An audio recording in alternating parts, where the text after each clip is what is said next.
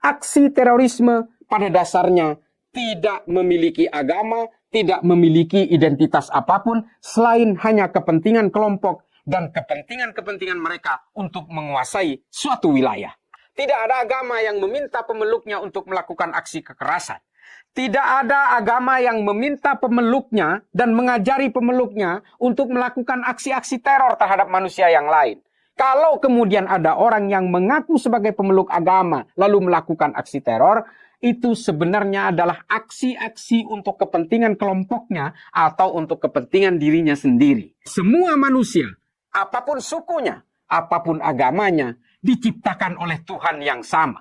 Mari kita lawan radikalisme, ekstremisme, dan terorisme. Agar kejadian-kejadian yang terjadi di negara lain seperti di Rusia tidak terjadi di negara kita.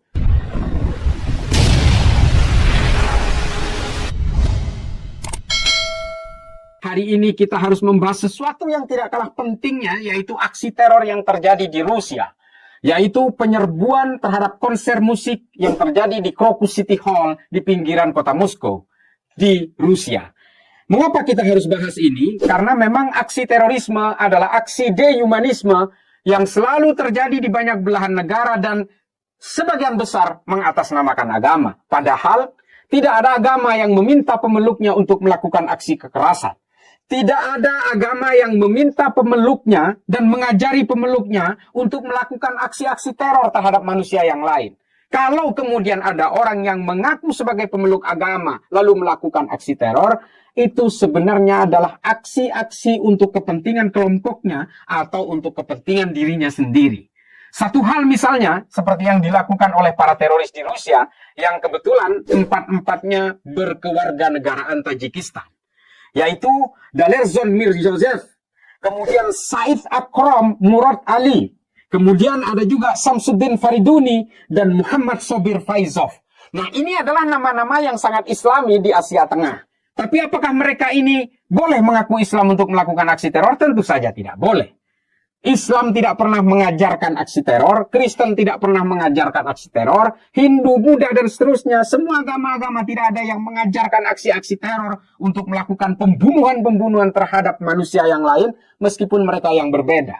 Nah, apa yang terjadi di Rusia ini sangat unik, mengingat Tajikistan sendiri adalah satu-satunya negara di Asia Tengah yang punya peraturan unik. Yang pertama adalah melarang warganya untuk memakai cadar. Dengan alasan cadar selalu disalahgunakan oleh orang-orang untuk melakukan aksi militan yang mengatasnamakan Islam. Yang kedua adalah Tajikistan juga melarang penduduknya untuk berjenggot lebat, seperti kelompok-kelompok radikal yang ada di Afghanistan, di Pakistan, dan juga sebagian Timur Tengah. Nah, ini sangat unik. Lalu mengapa orang-orang Tajikistan ini mau bergerak atas nama ISIS Khorasan? Pertama yang harus kita ketahui adalah ketika Taliban berkuasa di Emirat Afghanistan hari ini, ada satu kelompok Islam militan yang kemudian tersingkir ke beberapa negara Asia Tengah, termasuk Tajikistan, yaitu sempalan ISIS yang bernama ISIS-K atau ISIS Khorasan. Nah, lalu kenapa kemudian orang Tajikistan tidak melakukan aksi teror di negaranya? Karena aturan negaranya yang sangat ketat terhadap kelompok-kelompok Islam militan, kelompok-kelompok yang mengatasnamakan Islam, yang membajak nama Islam, lalu mereka melakukan transaksi-transaksi gerakan militan di banyak negara. Kelompok ISIS yang bergerak di Irak dan Suriah juga diisi oleh orang-orang dari Asia Tengah, termasuk dari orang-orang Tajikistan. Orang-orang yang tersingkir dari negaranya sendiri karena aturan yang ketat terhadap gerakan-gerakan teror, gerakan-gerakan radikal maupun ekstrim, mereka cenderung akan melakukan eksploitasi amaliyahnya. Eksploitasi amaliyah ini lalu diwujudkan ke dalam bentuk-bentuk perlawanan atas nama agama, atas nama Tuhan, untuk melakukan kekerasan di Irak, Suriah, dan di berbagai negara lainnya, termasuk di Eropa Barat, dan seterusnya, dan seterusnya. Oleh karena itu, sangat menarik kalau kita cermati gerakan teror yang terjadi di Krokus City Hall ini adalah bagian dari berbagai kepentingan yang terjadi di Rusia hari ini. Ada kelompok yang mengatasnamakan kepentingan negara Ukraina yang juga menggunakan tenaga-tenaga supplier-supplier outsourcing militan dari mereka yang mengatasnamakan agama ini. Karena hari ini satu-satunya kelompok yang betul-betul bisa diandalkan untuk melakukan aksi teror adalah kelompok yang mengatasnamakan agama.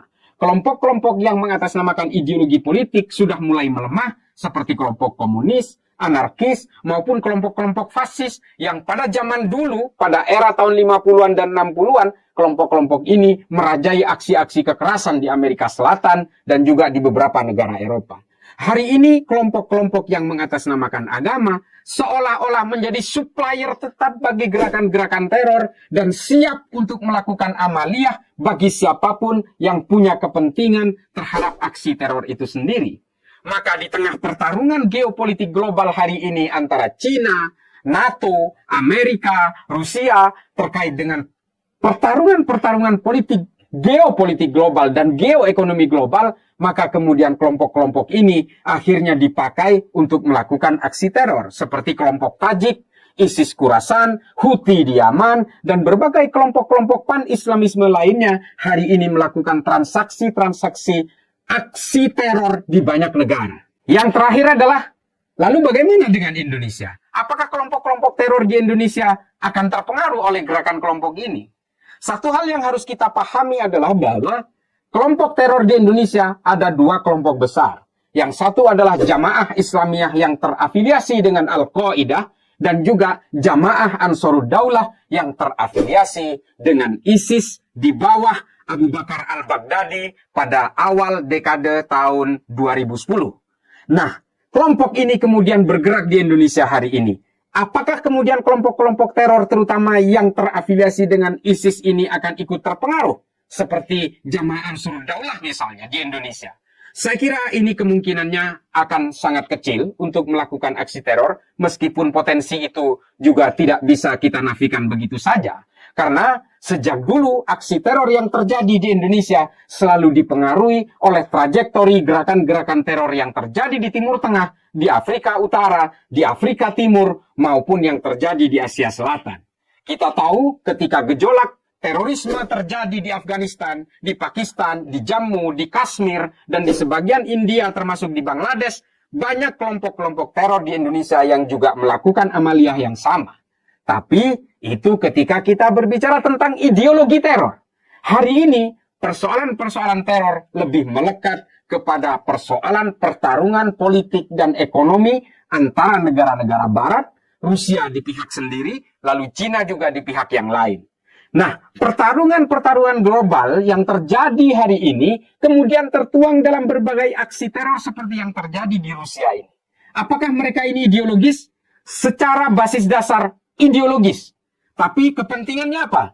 Ternyata dari teroris itu ada yang mengaku karena dibayar 85 juta rupiah untuk melakukan aksinya. Ada juga yang mengaku dianjurkan oleh salah satu ustadznya yang ada di grup Telegram.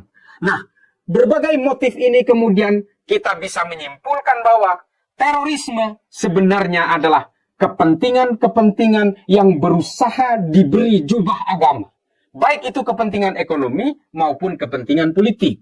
Sejak dulu selalu terjadi seperti itu. Mulai dari persoalan-persoalan aksi terorisme di Black September ketika Olimpiade Munich, sampai aksi-aksi teror yang dilakukan oleh Al-Qaeda, Boko Haram, Al-Shabaab, ISIS, dan seterusnya, adalah persoalan-persoalan politik yang kemudian diberi jubah agama, membajak jubah-jubah kesalehan, dan menyitir ayat-ayat Tuhan untuk melegitimasi berbagai aksi kekerasannya. Sekali lagi, tolong diingat bahwa aksi terorisme pada dasarnya tidak memiliki agama, tidak memiliki identitas apapun, selain hanya kepentingan kelompok dan kepentingan-kepentingan mereka untuk menguasai suatu wilayah. Bapak Ibu sekalian, saudara-saudaraku semua, bahwa kalau kemudian mereka mengaku Islam, iya. Bahwa kemudian mereka sebagian ada yang mengaku Katolik, iya. Kalau sebagian dari mereka mengaku beragama Hindu, Buddha, dan seterusnya, seperti kelompok-kelompok teroris Hindu yang ada di India, kelompok teroris Buddha yang ada di Myanmar, dan seterusnya, pada dasarnya tidak ada kaitannya dengan agama mereka. Karena tidak ada agama yang meminta pemeluknya untuk membunuh manusia lainnya yang berbeda agama. Mereka semua dibungkus oleh jubah-jubah kepentingan untuk berusaha menghegemoni satu negara, untuk kemudian menghomogenisasi paksa terhadap seluruh masyarakat di negara itu. kelompok pan-Islamisme, pan-Kristianisme, pan-Hinduisme, dan kelompok-kelompok yang mengatasnamakan agama lain lalu melakukan aksi kekerasan, pada dasarnya hanya ingin menyalurkan ambisi-ambisi politiknya untuk menguasai satu negara. Mudah-mudahan Indonesia selalu aman dari berbagai gerakan teror ini. Mari kita selalu melawan terhadap kelompok radikalisme, ekstremisme, dan terorisme, agar kejadian-kejadian yang terjadi di negara lain seperti di Rusia tidak terjadi di negara kita. Satu hal terakhir adalah, mari kita sadari bahwa semua manusia, apapun sukunya, apapun agamanya, diciptakan oleh Tuhan yang sama. Saya yang beragama Islam meyakini bahwa Qul huwallahu ahad. Allah itu hanya satu. Maka yang menciptakan apapun di muka bumi ini, manusia manapun, bersuku apapun, beragama apapun, juga diciptakan oleh Allah yang menciptakan kita. Oleh karena itu, kita tidak boleh gelisah oleh perbedaan. Kita tidak boleh lagi menganggap bahwa manusia yang lain adalah manusia yang rendah dan hina hanya karena berbeda agama dengan kita. Kita semua memanggul takdir kita masing-masing kepada hadapan Tuhan, kepada keimanan kita, dan kita semua meyakini bahwa perbuatan baik terhadap manusia yang lain akan diganjar oleh Allah di akhirat kelak, suatu tempat yang layak dan membahagiakan kita. Apapun agamanya. Saya meyakini sebagai orang Islam, agama saya adalah agama yang paling benar, tanpa harus menyalah-nyalahkan agama orang lain. Untuk menyatakan istri saya paling cantik, saya tidak harus menjelek-jelekkan istri orang lain. Begitu juga dalam beragama. Mari kita jaga agama kita, nama baik agama kita. Kita jaga keluhuran tuntunan agama kita, supaya agama kita tetap memiliki daya tarik dan menjadi agama yang rahmatan lil alamin. Demikian saudara-saudaraku sekalian, mari kita lawan radikalisme, ekstremisme, dan terorisme. Wassalamualaikum warahmatullahi ta'ala wabarakatuh.